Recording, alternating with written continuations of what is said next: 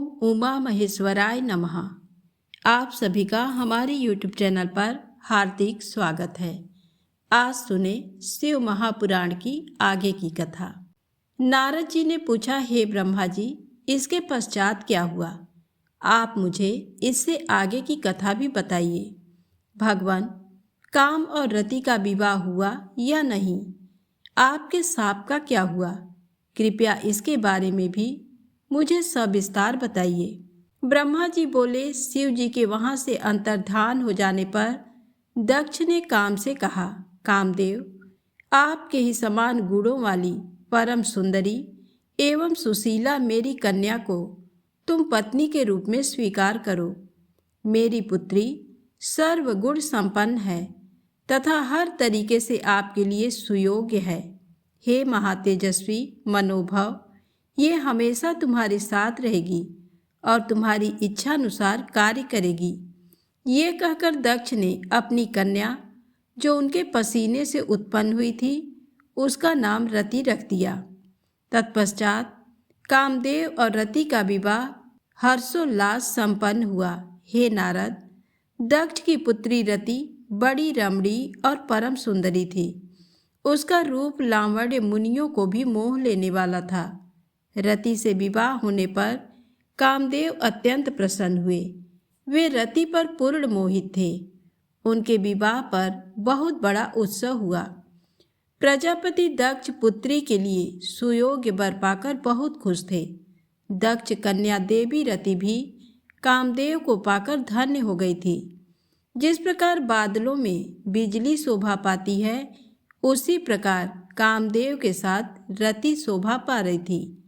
कामदेव ने रति को अपने हृदय सिंहासन में बैठाया तो रति भी कामदेव को पाकर उसी प्रकार प्रसन्न हुई जिस प्रकार श्री हरि को पाकर देवी लक्ष्मी।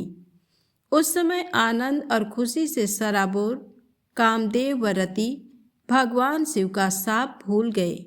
सूत जी कहते हैं, ब्रह्मा जी का ये कथन सुनकर महर्षि नारद बड़े प्रसन्न हुए और हर्षपूर्वक बोले, हे महामते, आपने भगवान शिव की अद्भुत लीला मुझे सुनाई है।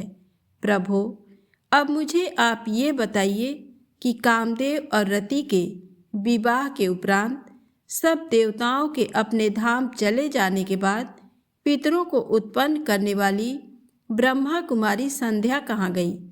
उनका विवाह कब और किससे हुआ? संध्या के विषय में मेरी जिज्ञासा शांत करिए।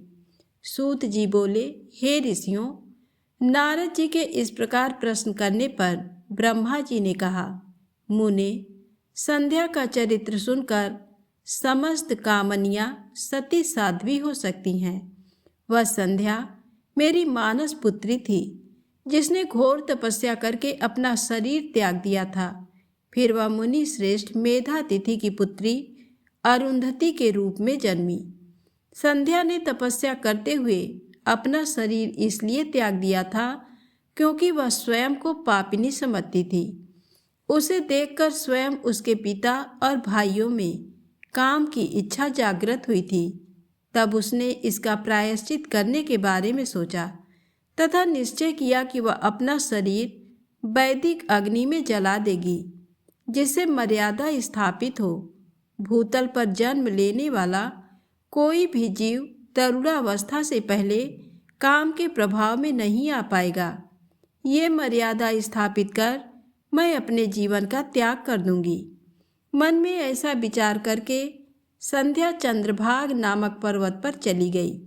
यहीं से चंद्रभागा नदी का आरंभ हुआ। इस बात का ज्ञान होने पर मैंने वेद शास्त्रों के पारंगत विद्वान, सर्वज्ञ और ज्ञान योगी पुत्र वशिष्ठ को वहां जाने की आज्ञा दी। मैंने वशिष्ठ जी को संध्या को विधि पूर्वक दीक्षा देने के लिए वहां भेजा था। नारद, चंद्रभाग पर्वत पर एक देव सरोवर है। वो जलाशयोचित गुणों से पूर्ण है।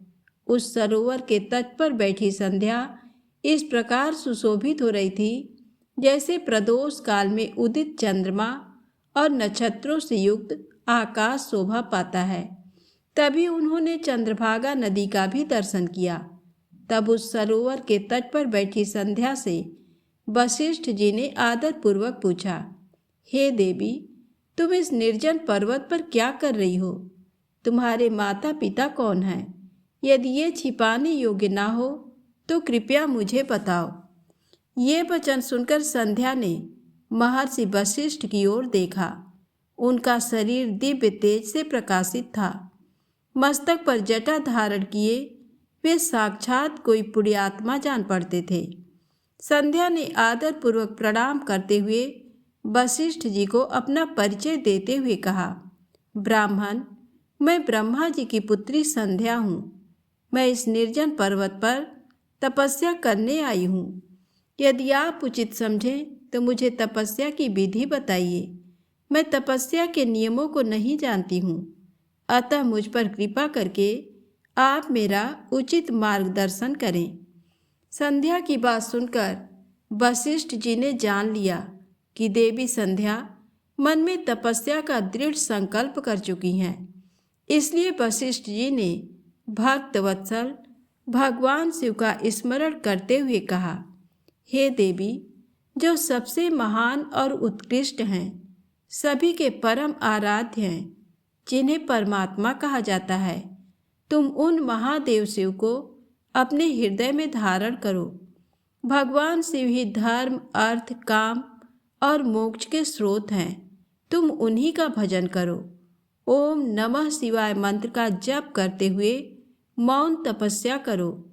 उसके अनुसार मौन रहकर ही स्नान तथा शिव पूजन करो। प्रथम 2 बार छठे समय में जल को आहार के रूप में लो। तीसरी बार छठा समय आने पर उपवास करो। देवी, इस प्रकार की गई तपस्या ब्रह्मचर्य का फल देने वाली तथा अभीष्ट मनोरथों को पूरा करने वाली होती है। अपने मन में शुभ उद्देश्य लेकर शिव जी का मनन व चिंतन करो। वे प्रसन्न होकर तुम्हारी मनोकामना अवश्य पूरी करेंगे। इस प्रकार संध्या को तपस्या की विधि बताकर और उपदेश देकर मुनि वशिष्ठ वहाँ से अंतर ध्यान हो गए। ब्रह्मा जी बोले, हे महाप्राज्ञ नारद, तपस्या की विधि बताकर जब वशिष्ठ जी चले गए तब संध्या आसन लगाकर कठोर तप शुरू करने लगी। वशिष्ठ जी द्वारा बताए गए विधान एवं मंत्र द्वारा संध्या ने भगवान शिव की आराधना करनी आरंभ कर दी। उसने अपना मन शिव भक्ति में लगा दिया और एकाग्र होकर तपस्या में मग्न हो गई। तपस्या करते करते 4 युग बीत गए। तब भगवान शिव प्रसन्न हुए और संध्या को अपने स्वरूप के दर्शन दिए। जिसका चिंतन संध्या द्वारा किया गया था, भगवान का मुख प्रसन्न था। उनके स्वरूप से शांति बरस रही थी। संध्या के मन में विचार आया कि मैं महादेव की स्तुति कैसे करूं। इसी सोच में संध्या ने नेत्र बंद कर लिए। भगवान शिव ने संध्या के हृदय में प्रवेश कर उसे दिव्य ज्ञान दिया, साथ ही दिव्य वाणी और दिव्य दृष्टि भी प्रदान की। संध्या ने प्रसन्न मन से भगवान शिव की स्तुति की।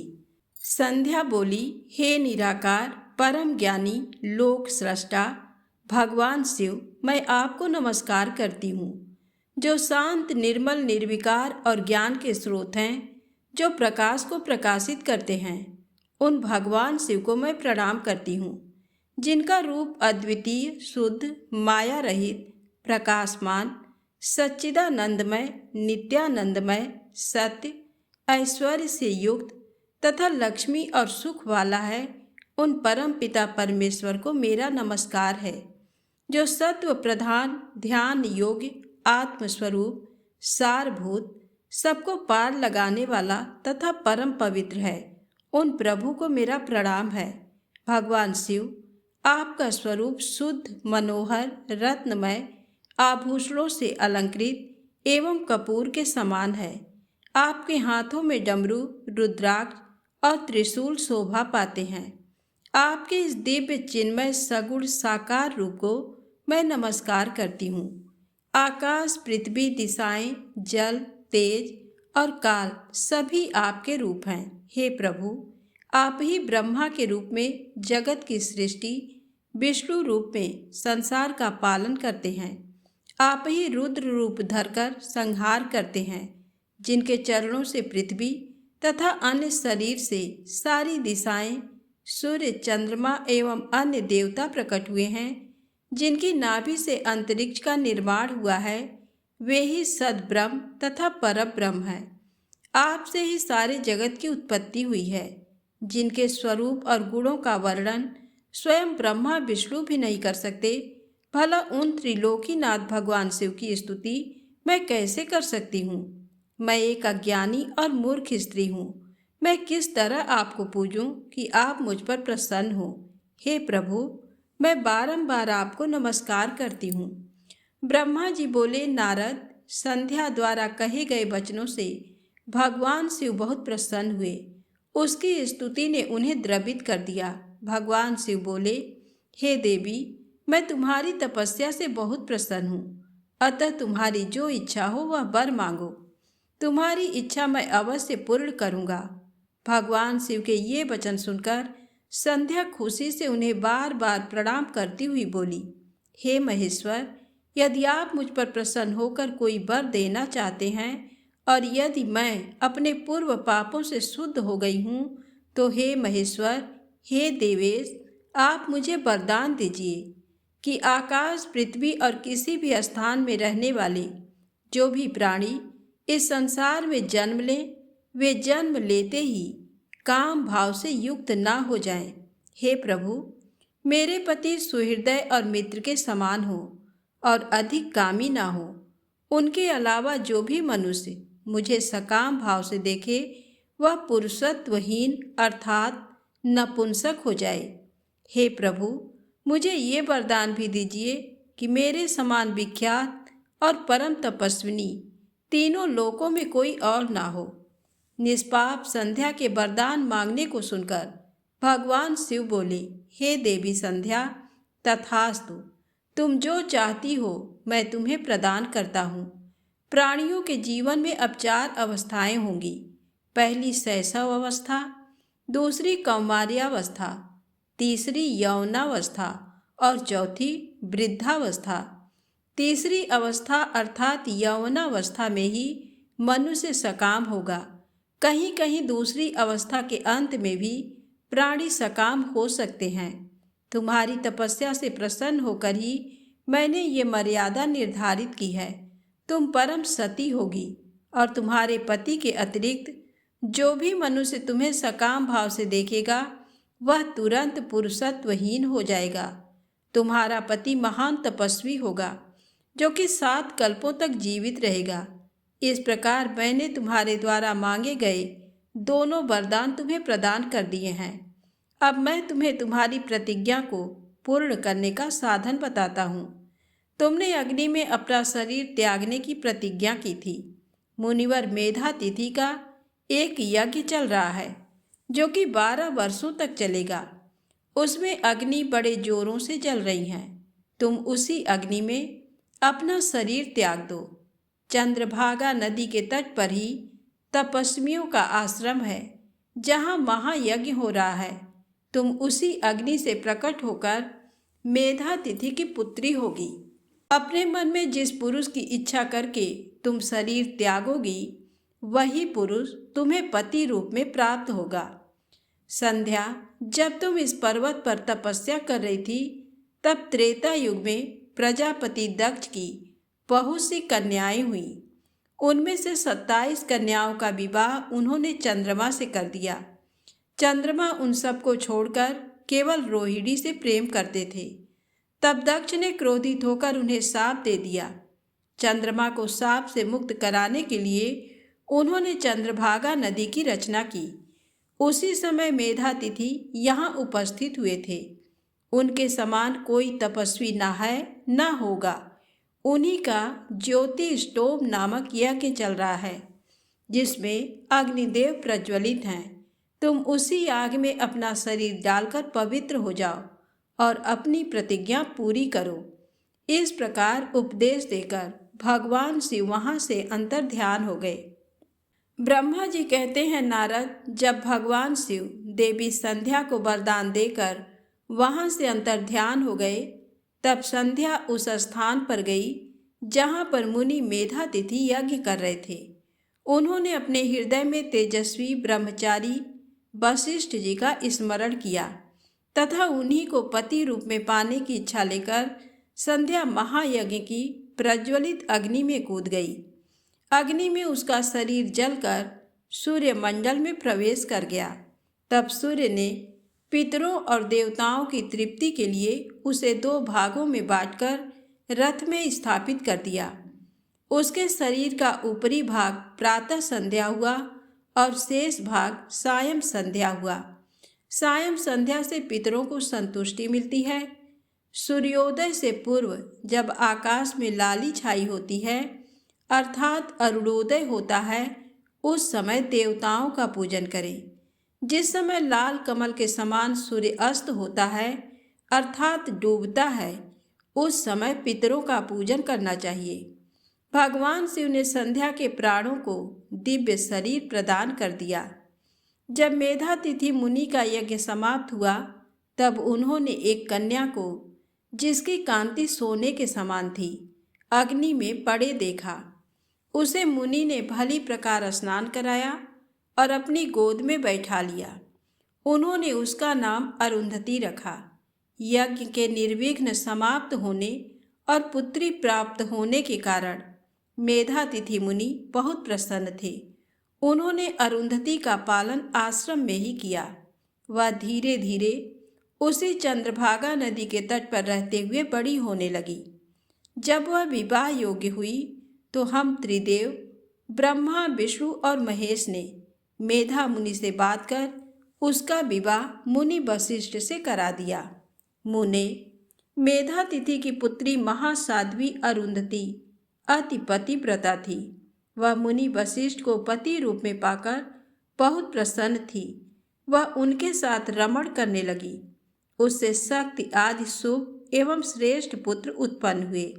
हे नारद, इस प्रकार मैंने तुम्हें परम पवित्र देवी संध्या का चरित्र सुनाया है। यह समस्त अभिष्ट फलों को देने वाला है। ये परम पावन और दिव्य है। जो स्त्री पुरुष इस शुभ व्रत का पालन करते हैं, उनकी सभी कामनाएं पूरी होती हैं। तो प्रेम से बोले शंकर भगवान की जय हो। आज की कथा यहीं समाप्त होती है। यदि आपको ये कथाएं अच्छी लगे तो प्लीज़ लाइक अवश्य करें, चैनल को सब्सक्राइब करें, ज़्यादा से ज़्यादा शेयर करें। जय माता दी, जय भोलेनाथ।